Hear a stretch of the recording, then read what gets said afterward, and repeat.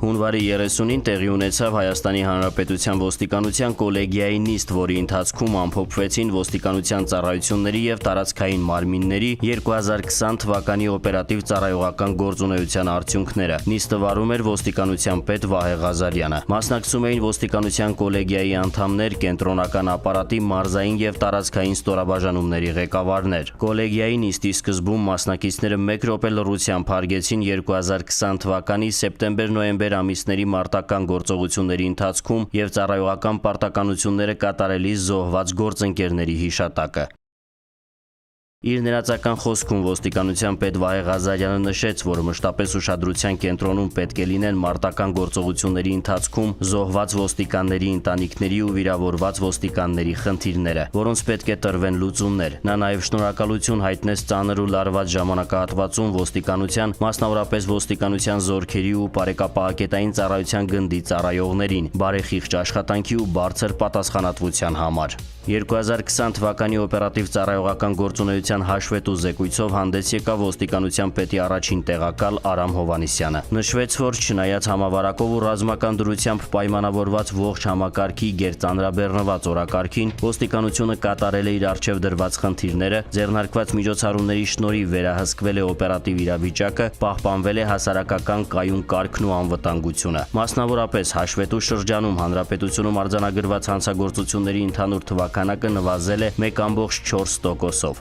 Գրանցված դեպքերի հիմնական բաժինը կազմում են ոչ մեծ և միջին ծանրության դեպքերը, որոնք համարվում են առավել նվազ հասարակական վտանգավորություն ներկայացնող հանցատեսակներ։ Ըստ հիմնական հանցատեսակների նվազել են դիտավորության առողջությանը վնաս պատճառելու, այդ թվում ծանր վնաս պատճառելու, սեռական անձեռնամխելիության դեմ ուղղված, գողության, բնակարանային գողությունների, ավազակության, կողոպուտի, տրանսպորտային միջոցներ փախցնելու դեպքերը։ Ցավոք, որոշ աճ է արձանագրվել սպանության, խարդախության և խուլիգանության դեպքերով։ Անցած տարի հանրապետությունում գրանցվել է մարդկանց թրաֆիքինգի 6 դեպք, նախորդ տարի 8։ 2020 թվականին հայտնաբերվել է կոռուպցիոն բնույթի հանցագործությունների 1114 դեպք, որոնցից 157-ը կաշառակերության, 160-ը պաշտոնյական դիրքն օգտագործելով յուրացման, 155-ը պաշտոնյական կեղծիքի, 389-ը պաշտոնյական լիազորությունները չարաշահելու, 52-ը պաշտոնյական լիազորություններն անցնելու դեպքեր են։ Հաշվետու ժամանակահատվածում ճանապարհային երթևեկության անվտանգությանն ուղղված աշխատանքների արդյունքում պատահարների թիվը նվազել է 783-ով, վիրավորներին 955-ով, միևնույն ժամանակ զոհերի թիվը աճել է 7-ով։ Տարվա ընթացքում ոստիկանության ծառայողների նկատմամբ կատարվել է 1922 ծառայողական քննություն։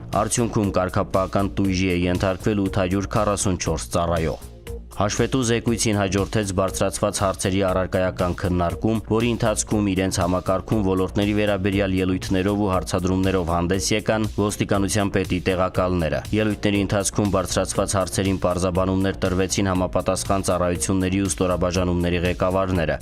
Ամփոփելով կոլեգիայի նիստը, ոստիկանության պետ Վահե Ղազարյանը ընդհանուր առմամբ դրական գնահատելով հաշվետու շրջանում կատարված աշխատանքը, մատնանշեց առկա թերություններն ու բացթողումները և տվեց հասցեական հանձնարարականներ ու ցուցումներ։